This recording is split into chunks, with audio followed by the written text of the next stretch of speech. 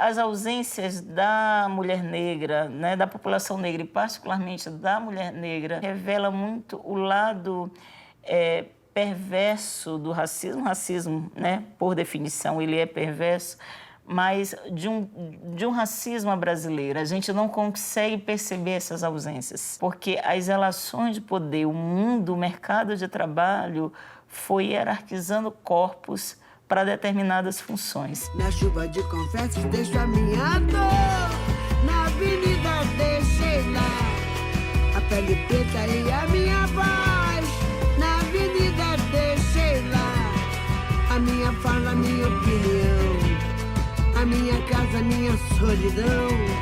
Joguei do alto do terceiro andar, quebrei a cara e me livrei do resto dessa vida.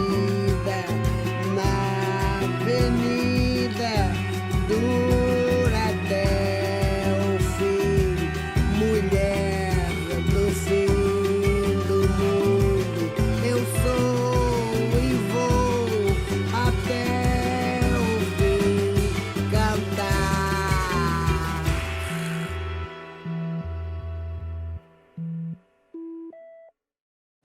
Quero convidar o palco agora de Jamila Ribeiro. Eu sou a filha da dona Irani com o seu Joaquim e cresci num ambiente muito, assim, crítico. Meu pai foi militante do movimento negro e, ao mesmo tempo, a minha mãe foi uma mulher muito forte que me ensinou a andar de cabeça erguida, que ensinava a gente a se posicionar. Então, eu e meus irmãos, desde muito cedo, a gente estava envolvido, assim. A gente passava fim de semana indo manifestação.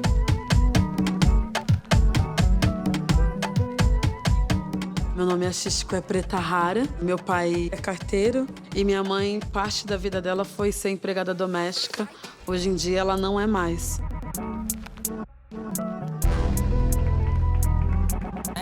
Eu sou Adriana Barbosa, eu trabalho na Feira Preta, que é uma plataforma com foco em promover o empreendedorismo da população negra, e sou uma idealista das questões de equidade racial. Meu nome é Marina, hoje eu sou sócia fundadora e estou enquanto CEO do movimento Black Money. É muito difícil para mim estar em espaços que não têm pares, e isso sempre foi uma constante em todas as empresas que eu trabalhei.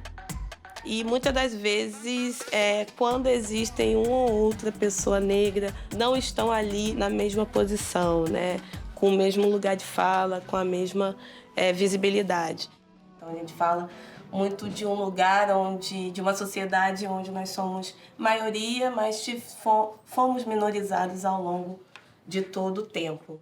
A política do embranquecimento e a política do extermínio da população preta no Brasil existe desde a época que eles aboliram a escravidão, que inclusive é no dia do meu aniversário, 13 de maio de 1888, quando começaram a receber a galera branca, os italianos e espanhóis, para deixar tudo branco, alvo mais que a neve, já começou aí o apagamento. E aí continua, os dados alarmantes.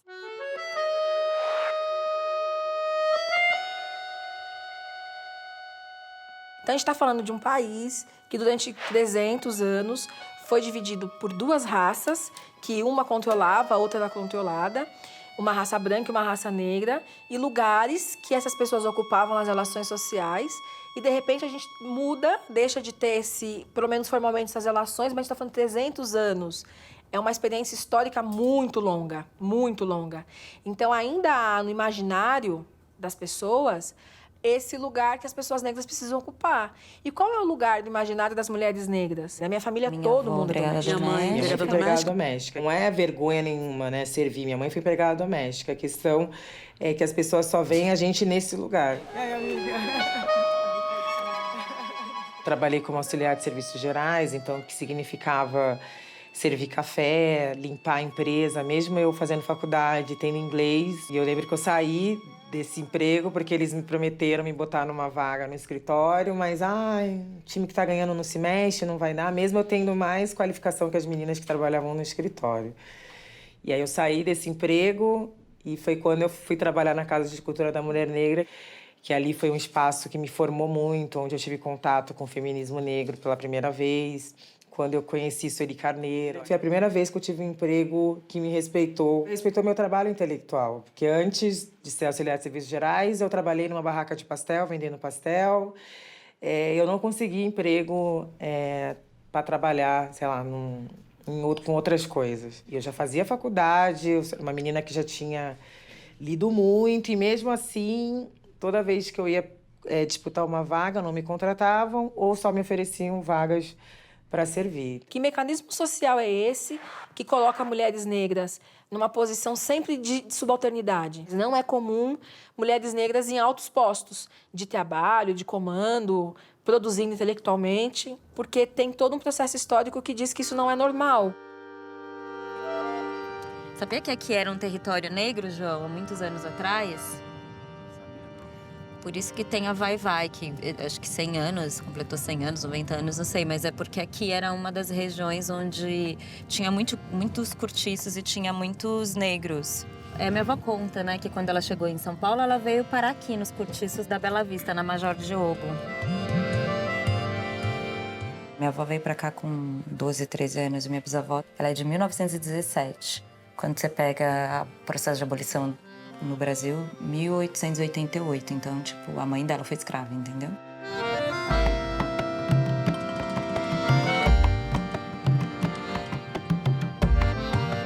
Tem todo um processo, em certa medida, legislativo, porque houveram leis que proibiram pessoas negras de ter acesso à terra na primeira reforma agrária. Sem terra, sem trabalho. Sem trabalho, o que um indivíduo faz numa sociedade baseada em trabalho? Tem leis que determinavam que pessoas negras não podiam ir para a escola, na primeira reforma educacional, logo no começo da República.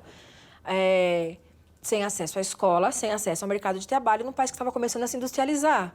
Então, foram medidas que foram criadas, que foram criando mecanismos de desigualdade social, mas justificado por uma questão racial. Parte desse processo histórico, civilizatório, que foi a escravidão. Isso é uma coisa que foi dando continuidade. Bom dia. A minha bisavó, ela foi cozinheira. A minha avó trabalhou também cozinheira, mas também empregada doméstica. A minha mãe, ela trabalhou como secretária em emissora de rádio, de TV. E agora que ela voltou a ser empregada doméstica. Depois de ela ter saído, ter quebrado um ciclo, ela voltou para o ciclo de novo, entendeu? E a ideia é que aqui a gente possa se reconectar com os nossos saberes ancestrais. Eu lembro que eu tinha saído e consegui entregar 75 currículos. E aí, para quem mora ali em Santos, que é o litoral de São Paulo, eu andei da Zona Noroeste, que é a parte periférica, até o Gonzaga a pé. Eu falei, caramba, eu entreguei mais de 70 currículos e ninguém me chamou. E aí eu resolvi entregar um currículo sem a foto. E aí a galera me ligou, querendo agendar entrevista e tal. E aí, quando chegava lá, via a imagem, né? E aí não me chamavam. E aí o único lugar que me recebeu mesmo de braços abertos foi em casa de família. E aí eu chego nessa casa de família através de uma amiga que falou que a tia dela era recém-operada e precisava de uma moça para fazer algumas coisinhas em casa, mas que o serviço era leve. Na primeira semana fiquei segunda, quarta e sexta, das 8 até as 14. Aí na outra semana ela perguntou se podia vir na terça, para ficar das 8 até umas 10 horas da manhã, ela me liberava. Só que chegava às 10 horas, ela falava, ai, esqueci de descongelar a carne, tem como você preparar alguma coisa rápida? E aí, quando eu vi, eu já estava trabalhando todos os dias lá, com o mesmo salário que ela tinha proposto para ser 3 vezes na semana, e sempre só com horário de entrada mesmo. E após 25 anos de muita luta desde a Constituinte, hoje será a promulgação da emenda 72/2013, garantindo a ampliação dos direitos trabalhistas a mais de 7 milhões de trabalhadoras e trabalhadores domésticos. Por que a senzala moderna é o coxinho da empregada? Porque são trabalhadoras que ainda vivem em situações análogas à escravidão. No Brasil, foi preciso criar uma lei para que tivesse janela no quarto da trabalhadora doméstica. Hoje em dia tem férias, tem os descansos dos feriados, domingo, sábado. A gente não trabalha sábado nem domingo. Antigamente não, era direto. E aí a senhora ficava lá, dormia lá, não saía pra nada? Aí então. eu morava no emprego. Morei no emprego 35 anos depois morando no emprego. A PEC das domésticas é algo incrível, porém ainda não existe fiscalização para que realmente possa assegurar os direitos dessas trabalhadoras. A minha mãe, ela tem 58 anos, ela não tem nenhum registro na carteira dela como trabalhadora doméstica. Todos os anos que ela se dedicou para uma outra família, na questão trabalhista, ela não tem esse tempo de carteira, sabe? Quando ela for se aposentar, não vai ter essa contagem. Eu me orgulho muito de ser a última mulher a ser trabalhadora doméstica da minha família. Eu sou a filha mais velha e sou a neta mais velha da minha família paterna, né? Então, as minhas irmãs, as minhas primas não precisaram chegar nesse lugar. A minha família, todo mundo é doméstica. Todo mundo. Inclusive as minhas primas, que são da mesma geração que eu. Eu fui a única que fiz faculdade, que fiz pós-graduação e tal. E eu pensava que era a única perspectiva que eu tinha. Ao mesmo tempo que eu buscava outras alternativas para não ser. Mas isso é uma questão que está colocada. Só que como não é mensurável, não se fala. Lembro num prédio que eu morei aqui em São Paulo, tinha 2 empregadas, uma negra e uma branca. E as 2 eram igualmente bonitas. Então, quando a gente estava no elevador, eu ouvia muito as mulheres, né, do prédio, as vizinhas, dizendo para a moça branca: olha, mas por que você não estuda? Por que você não vai ser modelo? E aí um dia eu peguei o elevador, estava empregada negra, eu falei: escuta, as pessoas se incomodam o fato de você ser muito bonita e você ser empregada doméstica? Aí ela fala: não, imagina, ninguém me diz nada. A única coisa que eu ouço é o assédio violento dos maridos quando não estão com as suas mulheres, com as suas esposas, no elevador. Ou seja, é o corpo talhado para o serviço subalternizado. É o corpo talhado para ser assediado de maneira violenta. E as pessoas não se dão conta que aí tem um fundamento racial que mobiliza, inclusive, a comoção em relação a esse outro, percebe? Não é que a mulher branca também não sofra com a sexualização do corpo dela, mas ela é duplamente pior no corpo da mulher negra, porque tem um viés de uma objetificação muito maior que está ligada a essa memória da escravidão, de um corpo que está posto para servir, não para existir, não para construir uma trajetória. Por isso que a gente precisa falar de racismo muito, a gente precisa discutir racismo muito, para superar essa mentalidade de uma ausência. O cidadão comum, no cotidiano, a gente não consegue perceber essas ausências. E mais do que isso, a gente não consegue perceber que essa não presença, ela é uma forma de reconhecer a humanidade de determinados grupos raciais hegemônicos. Porque quando eu só estou acostumada no meu ambiente de trabalho, o meu chefe é um homem, e ele é branco, e ele é cis. O meu dentista é homem, ele é branco, ele é cis. O presidente do país é branco. Você vai involuntariamente, inconscientemente, construindo no seu imaginário de que há corpos talhados para o exercício do poder. Sua herança não é fruto da escravidão. Por muito tempo vem lutando contra a opressão. Anciã, matriarca, corpo de Deus. Nossa raiz está na terra, pisa firme nesse chão. Pisa firme nesse chão. Daí porque a gente se admira, ainda que essa admiração seja positiva, quando a gente olha uma mulher negra, por exemplo, num campo de prestígio no mercado de trabalho. E essa reação, ou ela será negativa, né, dizer o que essa negra faz aí, como muitos dizem, ou ela será positiva, do tipo: nossa, que legal, uma mulher negra é presidente da empresa. Mas essa admiração, seja negativa, seja positiva, ela revela que essa mulher é a exceção da regra, porque ninguém fica admirada, dizer: nossa, eu fui numa empresa e, para minha alegria, o presidente é um homem branco, porque já está muito naturalizado. E quando a gente naturaliza esses lugares de poder e de prestígio com esse fundamento racial, a gente não consegue perceber que o racismo, que é o sexismo, que move essa suposta naturalização. Que dom é esse que do amor floresce, do encanto que cresce, do sagrado renasce o fundo, do feminino se vive, mulher preta resiste, carrega o dom de ser raiz no mundo, que do amor floresce, do encanto que cresce.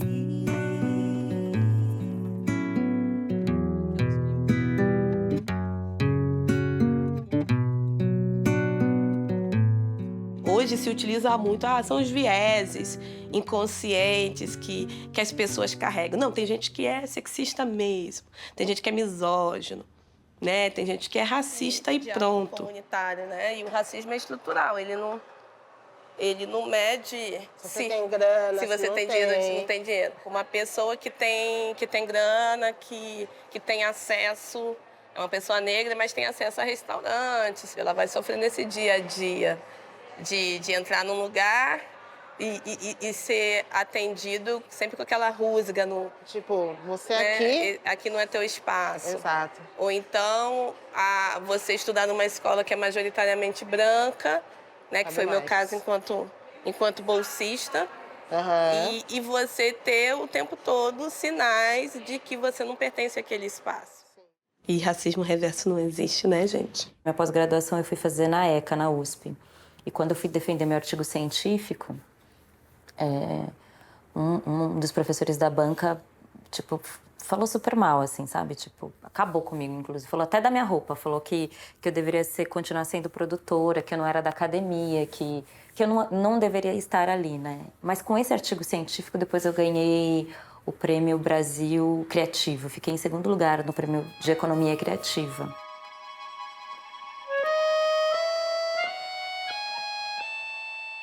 E em 1995, o Fernando Henrique declara numa conferência internacional que ele presidia um Estado racista quando ele foi provocado com o IDH do Brasil, nosso Índice de Desenvolvimento Humano, né? Um índice que flagra um apartheid racial brutal, um apartheid de gênero brutal, que até então não havia nenhuma afirmação do Estado brasileiro de que o Estado era racista. O que se reconhecia é que o racismo no Brasil ele era o quê? Episódico, fenomênico, individual. A sociedade brasileira não é. Existem pessoas que são racistas. É isso, de certa forma, esquizofrênica, porque parece que essas pessoas elas não fazem parte da sociedade brasileira.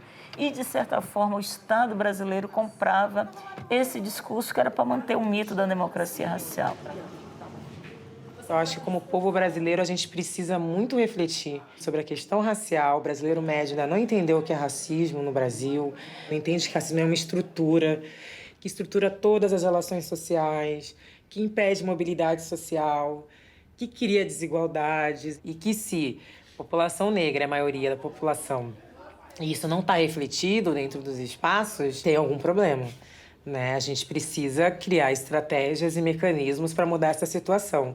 As desigualdades que a gente experimenta na sociedade foram produzidas por decisões políticas que vêm desde o fim da abolição. Com essas decisões, nós chegamos a esses padrões de iniquidades que nós conhecemos hoje. Então, branquitude é parte do problema e tem que ser parte da solução, se de fato estiver empenhada na construção de outro tipo de sociedade. As coisas aí. Bem. Ó. Chegou rapidinho, viu, a nossa pretinha. Uma estrutura racista que exclui, mas que quando quer projetar, projeta uma pessoa, projeta duas, projeta a Nina. E se a Nina não entende que essa movimentação é também proposital, deixa ela entrar, é melhor que a gente domina, não faz tanto barulho. A gente dá um destaque e a gente diz que até existe CEOs negras no Brasil. É um negro aqui, um negro aqui, um negro aqui. É como se fosse um e se questionarem, não, mas tem fulano lá, mas é só fulano. Ser mulher no meio político já é uma coisa difícil. Sendo mulher negra, mais ainda. Porque, na verdade, a nossa presença é uma denúncia constante, já que nós somos minoria. Essa representação ela é pequena, mas ela é de tal forte denúncia que ela incomoda. A gente tem um senhor que está defendendo a ditadura e falando alguma coisa contrária a isso. Não serei interrompida, não aturo o interrompimento dos vereadores desta casa. Não aturarei de um cidadão que vem aqui e não sabe ouvir a posição de uma mulher eleita.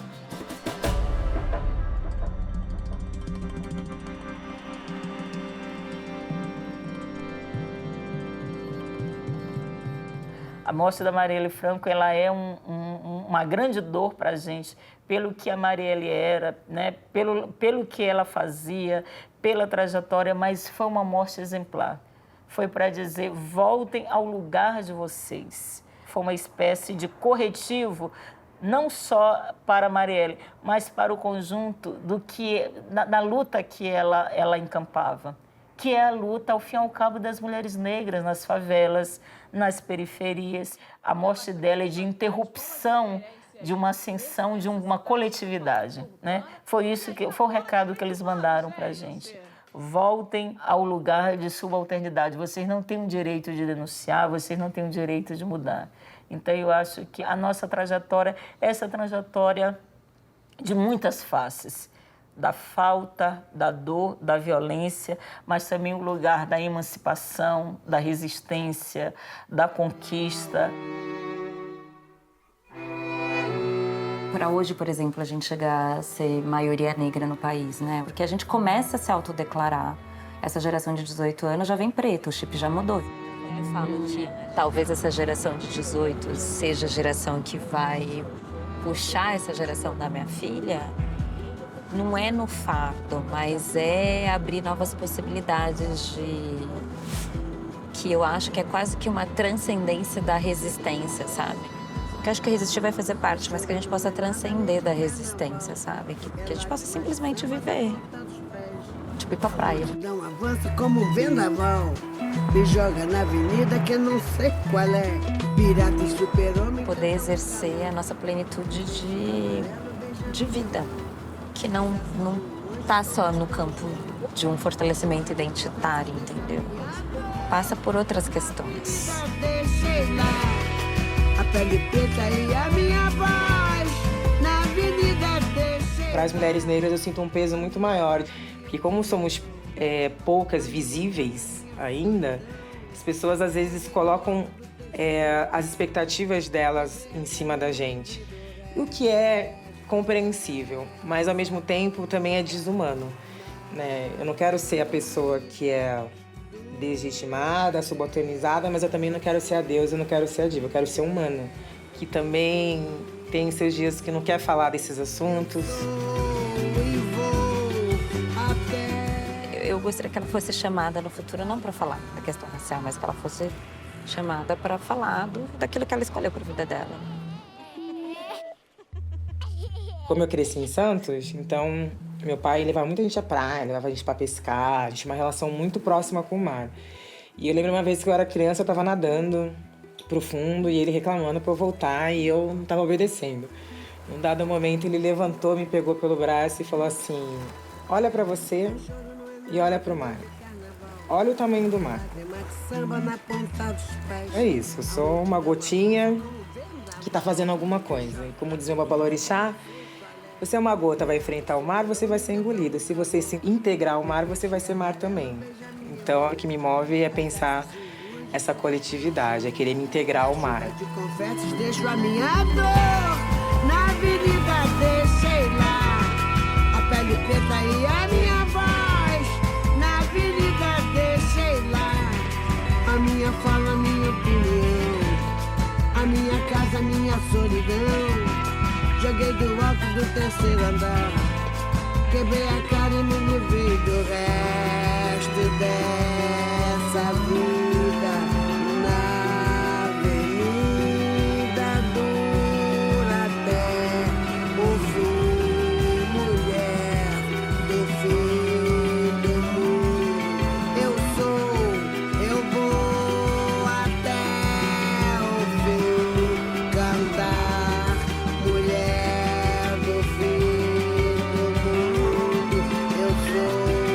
Eu vou até o